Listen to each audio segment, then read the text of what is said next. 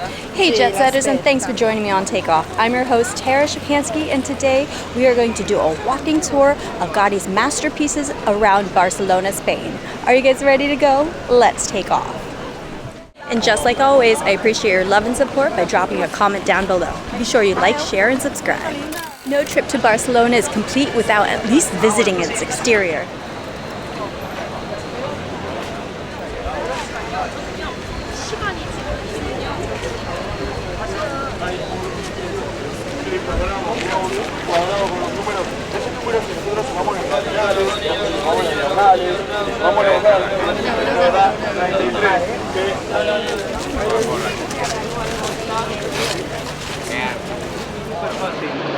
La calle al lado de la plaza esta, literalmente todo recto.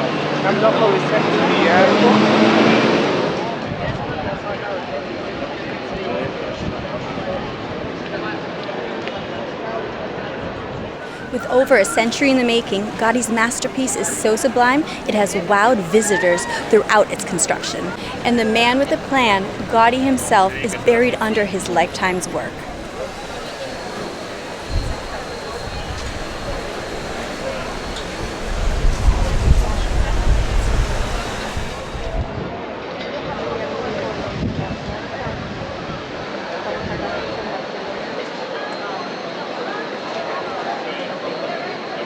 For 100 years, the Sagrada Família still remains a masterpiece in perpetual progress.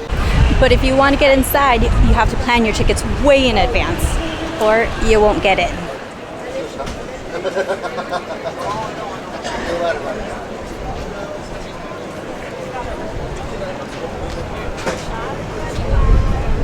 So I totally came in from the backside. This is the view from the front.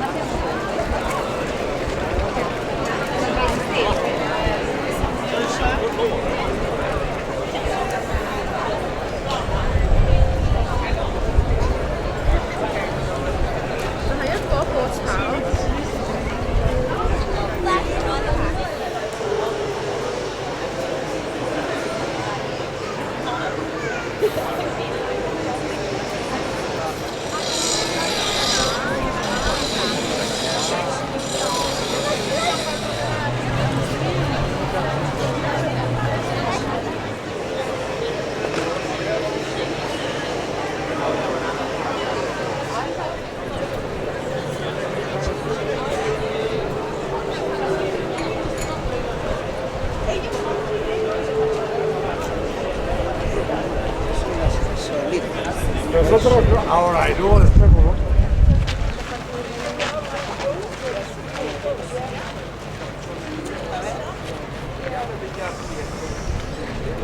Alright, let's now go meet up with our tour group so we can learn more about Gaudi's masterpieces.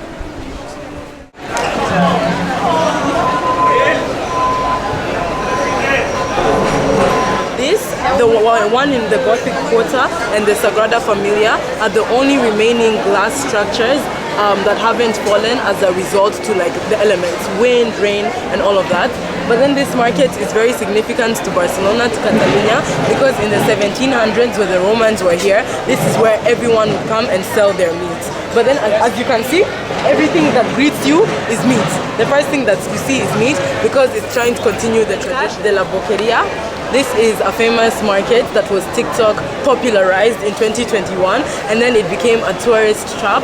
But I recommend you go inside there because you're tourists and you should get trapped. I mean, you budgeted for it, I hope. And then that was the story of how it got to be. And also it has the English flag because the UK...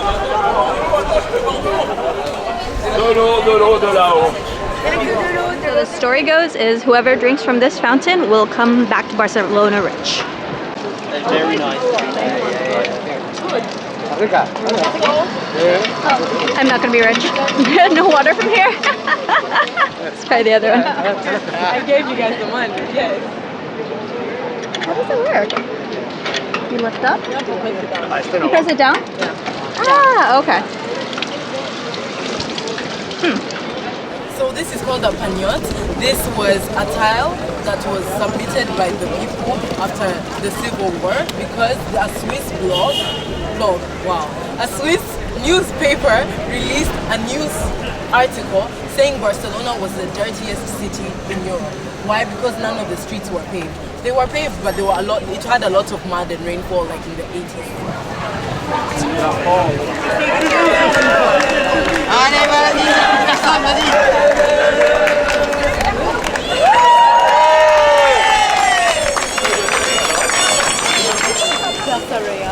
The architect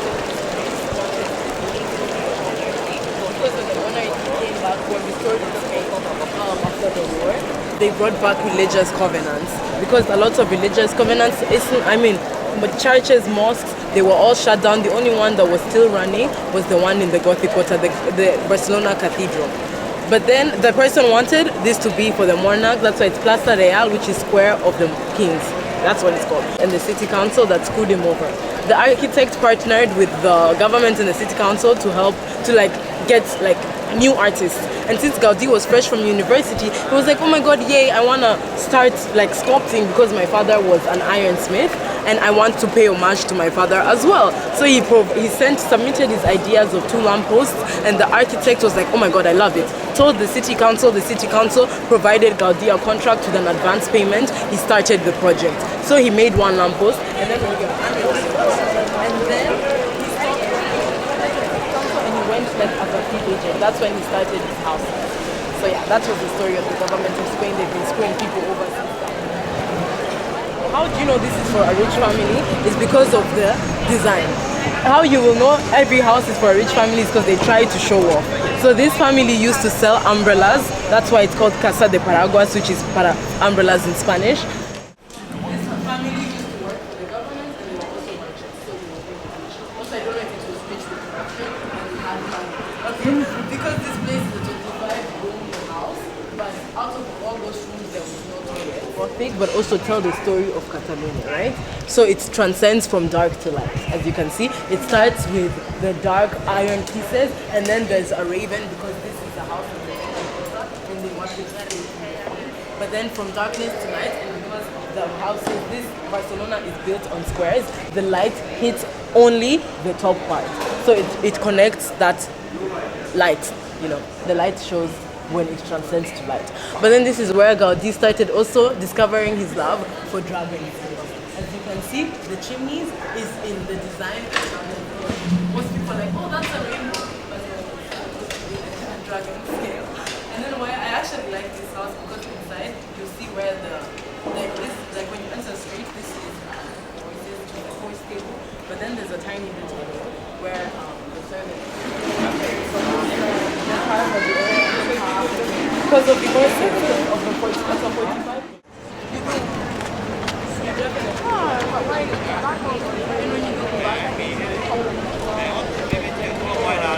Architects who cried because also inside it's wavy and the level of complexity it takes to make a house wavy, and also the iron looks like it's supposed to be weeds crashing into the waves. As you can see, it looks like intertwined weaves in relation with sea moss and seaweed, but then the tiles is supposed to be fungi, you get what I'm trying to say? The picturesque angle is because the creator of Star Wars came into Barcelona and was inspired by that chimney to make Darth Vader's mask. Can you see it? Yeah. So that's the fun fact about this house. That's Darth Vader. That's where he came from.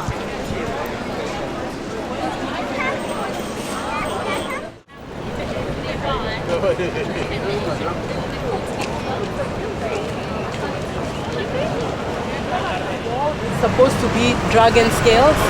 Okay, you see that thing on top? It's supposed to be a cross. It acts as a cross because Gaudi was religious, and it also acts as the end of a sword. That whatever the handle. Okay, now we're going to go on the other side, and you guys are going to see a dragon. Okay, because the legend of this house goes that the knight stabbed the dragon in the head. I've gaslit myself into seeing the dragon's head. Most people don't. Sometimes they say the dragon is on the other side because there's an opening, there's an eye opening. You tell me what you think, okay? The sword is that handle. The handle is already inside the dragon. say the story. It's my favorite love story. No, it's not my favorite love story, but it's one of my favorite stories here. But then if you go to the street art tour, there's another lovely love story. But then this surrounds the story of San Jordi, who was a knight that saved a princess. So think of Hunger Games, think of Harry Potter, okay? Because there's this dragon terrorizing this Barcelona, and the king had a way to negotiate with the dragon and find like a resolution, because the dragon came rampage trying to eat everyone. But then the king was like, this cannot be, everyone, you need to sacrifice yourselves, put your name in the goblet, and then every day I will select your name to get eaten by the dragon. Everyone was like in accordance, okay, the king is fair, the king is kind, he's just, we accept our fate. Until one day he pulled out his daughter's name, and then when he pulled out his daughter's name, he was like, I'm sorry girl, you gotta go, because you can't be the only exception. So when the girl was ready to go and accept her fate, ready for the dragon to eat her, from the clouds emerges a knight called Jordi. Boom! Stabs stabs the dragon in the head, and then from the blood of the dragon emerges a rose. That's why on April 23rd, Catalan Valentine's Day, the girls are gifted roses and the men are given books. Yeah.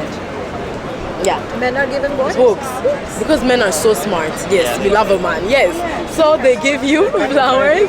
The girls, everywhere you get a flower or you buy a flower, and then the men get books. So it's a day of books and flowers and love around this story. And this is what Gaudi was inspired by to make Casa Batlló. Ta-da! Now you guys, let's go take our photos. You better all take a photo here. And that ends our walking tour of Gaudi's Barcelona. Be sure you like, share, subscribe. Thanks, Jet Setters.